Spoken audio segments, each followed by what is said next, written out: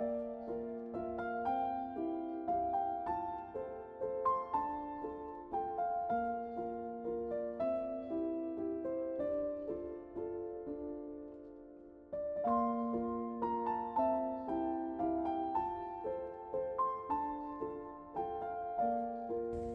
datang di SDN Rabok. Salam sehat, sukacita dan sukses selalu. Perkenalkan, saya Yosef Apollinaris Doron, mahasiswa PPG dalam jabatan Batsak tahun 2025 dari LPTK Sekolah Tinggi Pastoral Kateketik Santo Fransiskus Assisi Semarang. Hari ini Jumat 9 Mei 2025, saya akan melaksanakan kegiatan praktik pembelajaran pendidikan agama Katolik dan budi pekerti kelas 5 semester 2 dengan materi Roh Kudus membimbing gereja. Ya, selamat pagi anak-anak. Selamat pagi, Pak. Apa kabarnya hari ini? Baik, sehat, mantap, luar biasa, puji Tuhan. Yes, yes, yes. Pintar. Baik, anak-anak semuanya, hari ini kita akan belajar pendidikan agama Katolik dan budi pekerti. Aca Angelia Jesli Lugas, Hadir, Pak. Clementina Natasha Iman, Hadir, Pak. Clemencia Novelina Bimbu, Hadir, Pak. Hilda Ibele Matur, Hadir, Pak. Maria Ventina Felita Maro. Hadir, Pak. Nah, baik, semuanya hadir ya. Baik, terima kasih atas kehadirannya hari ini. Kita bersyukur karena hari ini kita masih diberi kesehatan oleh Tuhan ya. Nah, anak-anak, untuk mengawali pembelajaran kita hari ini, mengangkat pujian bersama Tuhan, mari kita memulainya dengan kita sama-sama berdoa. Saya minta Jesli untuk memimpin kita dalam doa. Mari berdiri, anak-anak. Bapak Ibu guru dan teman-teman, marilah siapkan hati kita untuk berdoa. Dalam nama Bapa, Putra, dan Roh Kudus. Amin. Sama-sama Bapa kami Yang ada di surga, dimuliakan namamu, datanglah kerajaanmu, jadilah kehendak-Mu di atas bumi seperti di dalam surga. Berilah kami rezeki pada hari ini, dan ampunilah kesalahan kami, seperti kami pun mengampuni yang bersalah kepada kami. Dan janganlah masukkan kami ke dalam percobaan, tetapi bebaskanlah kami dari yang jahat. Amin. Dalam nama Bapa, Putra, dan Roh Kudus.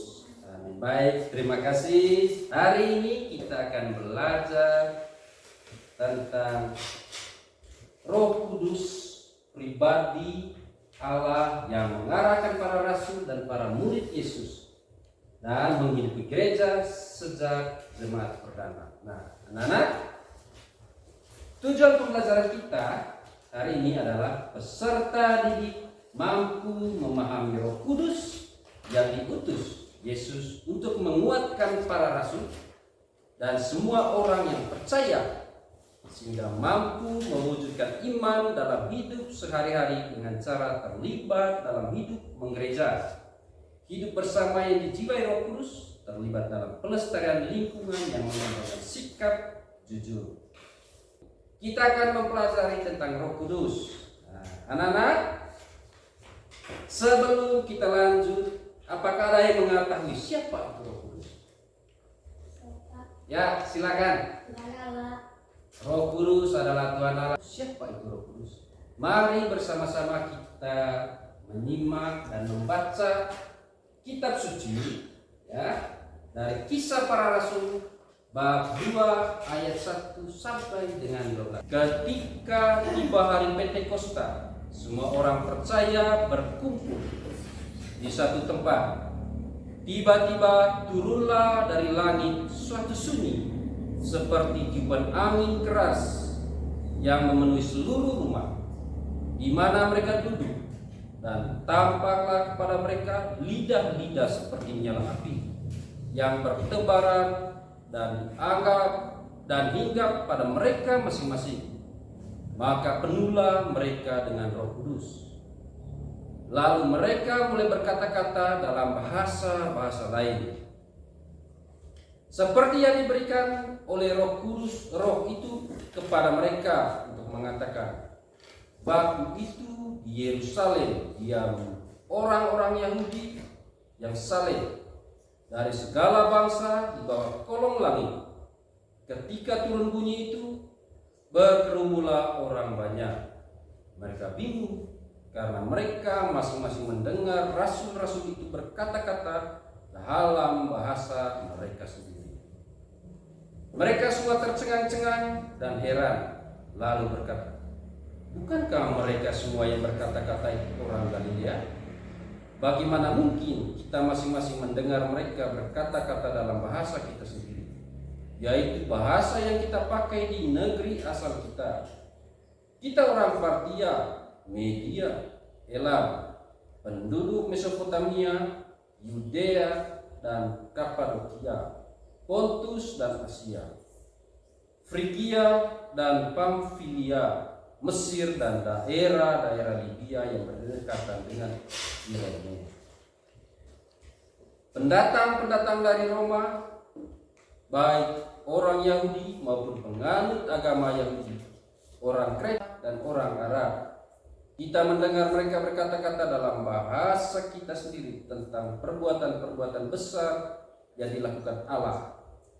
Mereka semuanya tercengang-cengang dan sangat termangu-mangu, sambil berkata seorang kepada yang lain, apakah arti Roh Kudus adalah satu hadiah yang diberikan oleh Tuhan, ya, untuk membimbing kita dalam keseharian kita, menggerakkan diri kita, lalu menolong umat manusia.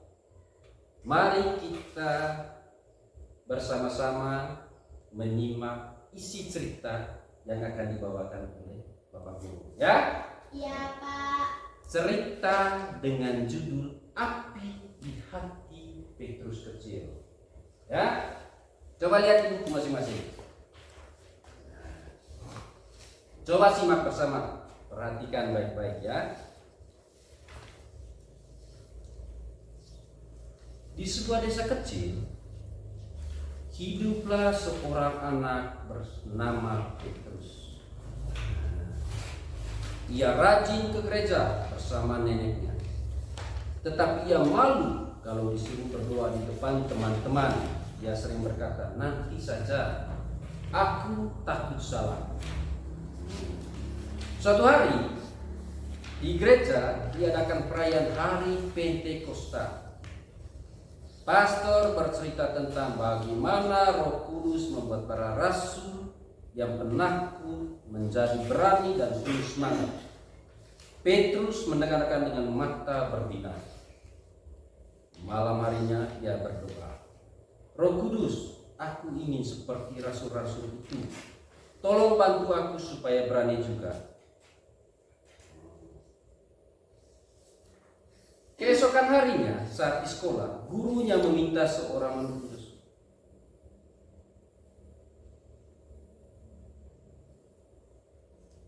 Keesokan harinya saat di sekolah, gurunya meminta seorang memimpin doa sebelum pelajaran. Teman-teman diam, lalu dengan jantung berdebar, Petrus mengangkat tangan dan berdiri. Lalu berkata, Bapa di surga, terima kasih untuk hari ini. Dengan nada perlahan. Suaranya pelan, tapi hatinya hangat. Setelah selesai berdoa, teman-temannya tersenyum dan bertepuk tangan. Sejak hari itu, Petrus menjadi lebih berani membantu berdoa dan membela teman-teman yang selalu diledeki oleh orang lain. Ia berkata dalam hati, ternyata Roh Kudus bekerja juga dalam hati saya. Itu yang disampaikan oleh siapa tadi? Petrus. Nah, anak-anak yang terkasih, tadi kita sudah sama-sama mendengarkan, baik itu dari bacaan kitab suci ataupun cerita tentang Petrus, bagaimana Roh Kudus itu bergerak di dalam hati setiap manusia. Ya. Bagaimana Roh Kudus itu membimbing kita untuk berbuat baik, membantu sesama, dan Roh Kudus itu juga menggerakkan hati dan pikiran kita. Nah, sebelum kita mencari lebih jauh tentang siapa itu Roh Kudus dan bagaimana Roh Kudus itu bekerja dalam diri kita, buat dua kelompok. Ini kelompok A dan ini kelompok B. Kelompok B. Nah, kelompok A untuk maju ke depan untuk menyampaikan hasil dari diskusi kelompoknya.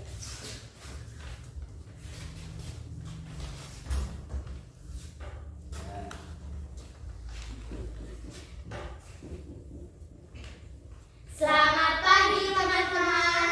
Selamat pagi. Kami dari kelompok A akan mempresentasikan tugas kami.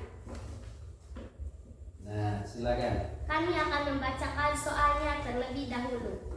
Jelaskan arti hidup bersama yang dijiwai Roh Kudus dengan kata-kata sendiri. Jadi teman-teman, jawaban kami adalah membantu satu sama lain saat teman membutuhkan bantuan dari kita. Nah, itu saja. Ya Kak. Baik, silakan. Terima kasih untuk kelompok A. Beri tepuk tangan. Baik. Kerjasama dalam tugas kelompok, proyek atau kegiatan sekolah dengan semangat saling membantu dan mendukung satu sama lain. Oh ya, baik. Yang ketiga. Menunjukkan kasih dan toleransi. Menerima perbedaan pendapat, budaya, atau latar belakang teman dengan rasa hormat dan kasih sayang tanpa membeda-bedakan. Berdoa bersama.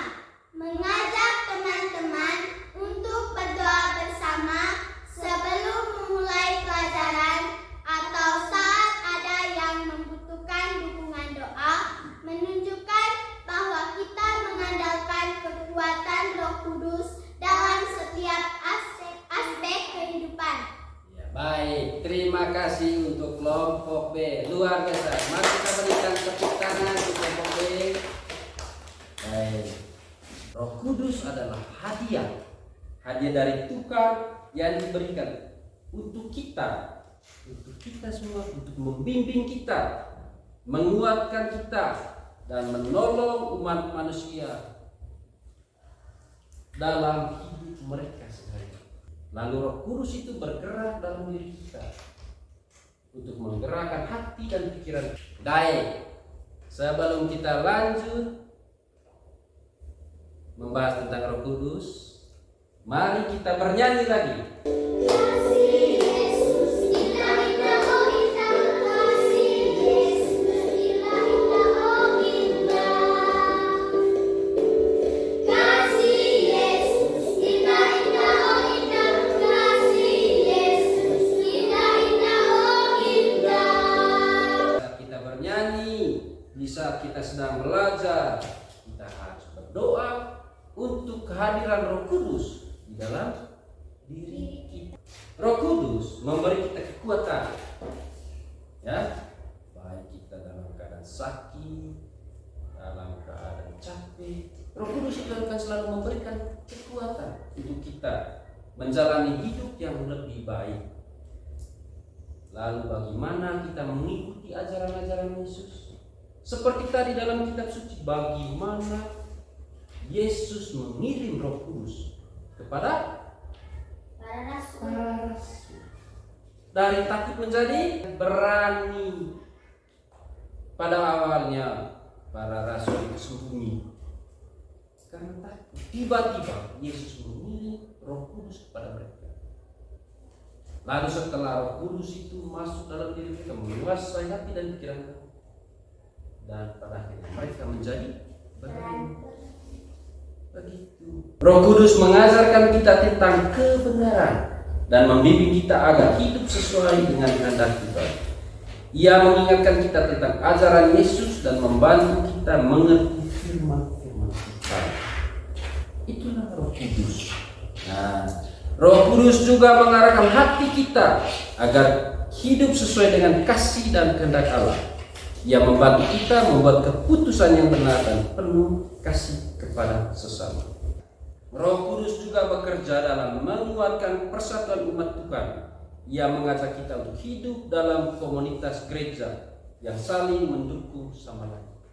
Dalam kitab suci kita melihat banyak contoh bagaimana Roh Kudus itu. Nah, salah satu tadi contohnya menguatkan hati para rasul. Bagaimana Roh Kudus itu menguatkan hati para rasul setelah Yesus naik ke surga. Ya, para rasul merasa takut. Mereka bersembunyi. Mereka bersembunyi di dalam rumah. Mereka berkumpul dan berdoa menantikan janji Yesus. Seperti angin keras memenuhi rumah, Roh Kudus turun atas mereka dalam rupa lidah-lidah api. Saat itu juga mereka dipenuhi keberanian dan semangat baru.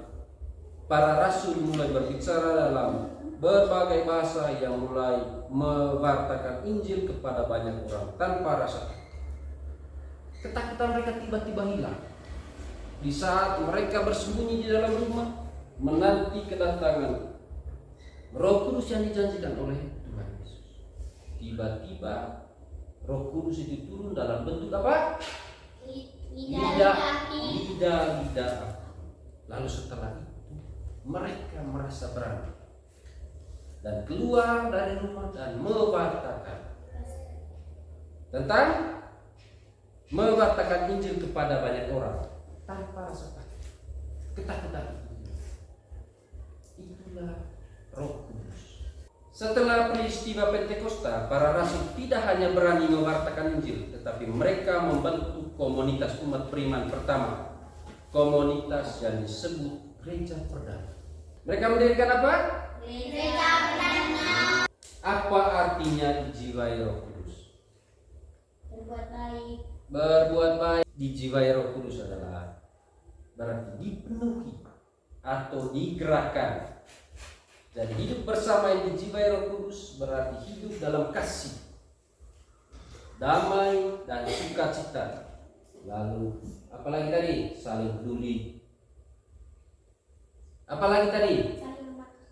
Saling membantu, saling menolong, saling memberi.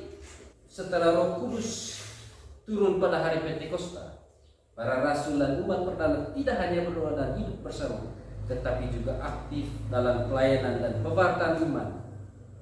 Mereka mulai membangun gereja, bukan hanya sebagai bangunan, tetapi sebagai persekutuan umat yang hidup dan dipimpin oleh Roh Kudus. Sampai hari ini Roh Kudus masih bekerja dalam diri kita? Iya. Kita sama-sama bekerja di lingkungan sekolah, saling membantu.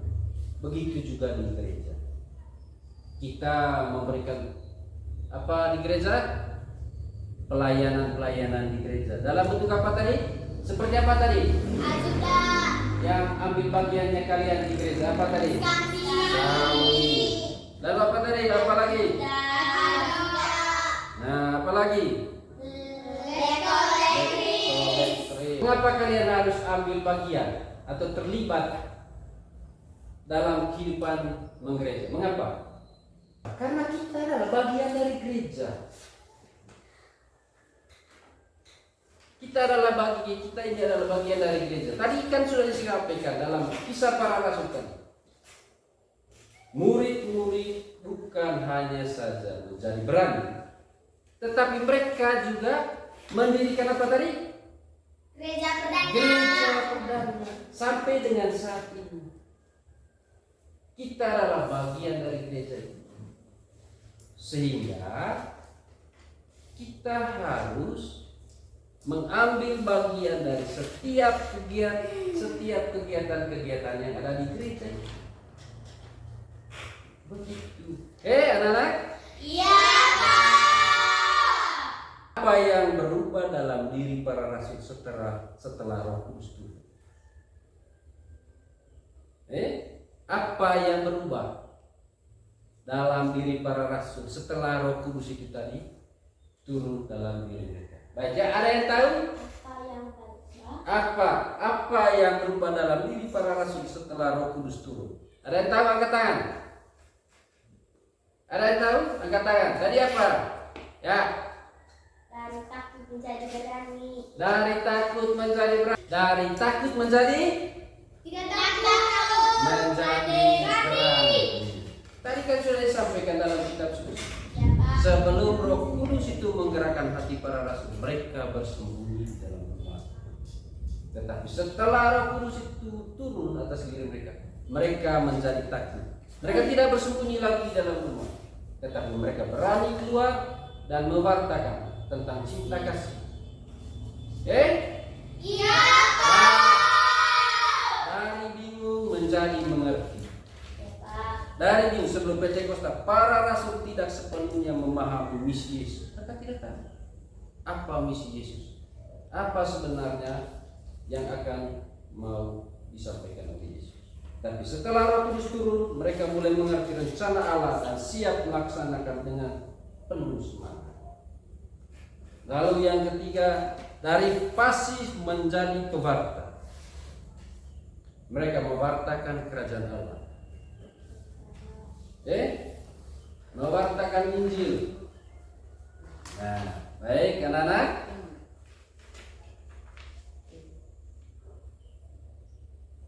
Baik, bahwa Roh Kudus mengubah para rasul secara total. Dari takut menjadi berani, dari ketidaktahuan menjadi tahu, lalu dari takut menjadi berani, dari ragu menjadi yakin, dari dia menjadi pewarta. Begitu juga diri kita. Roh Kudus bekerja dalam diri kita juga seperti itu. Dari takut menjadi berani, dari apa lagi tadi? Dari ragu menjadi yakin. Sesuatu yang kita tidak yakin akan menjadi yakin. Baik anak-anak, sebelum kita menutup pelajaran kita hari ini dengan sebuah lagu. Iya, Pak. Lagu lalu dilanjutkan dengan Berdoa. baik. Ku mau cinta Yesus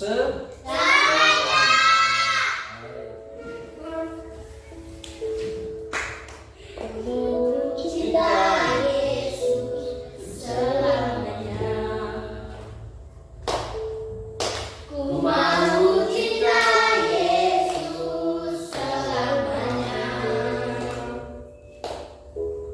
Meskipun badai silih berganti dalam hidupku, ku tetap cinta Yesus selamanya. Ya Bapa, ini aku anakmu, layakkanlah seluruh hidupku. Ya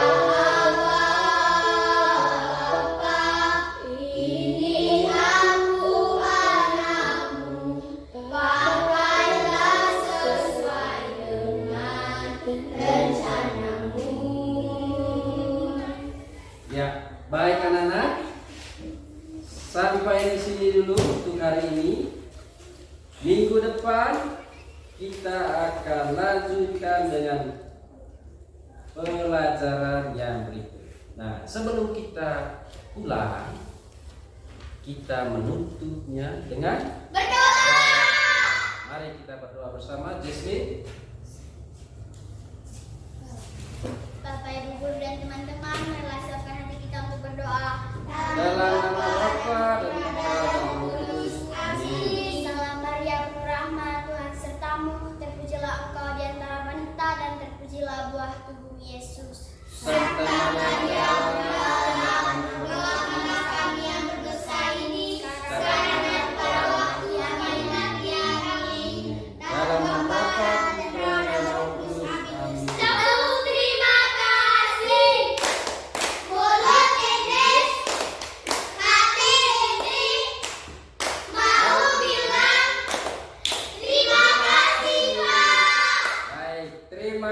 juga. Sekarang kita boleh kembali ke rumah masing-masing.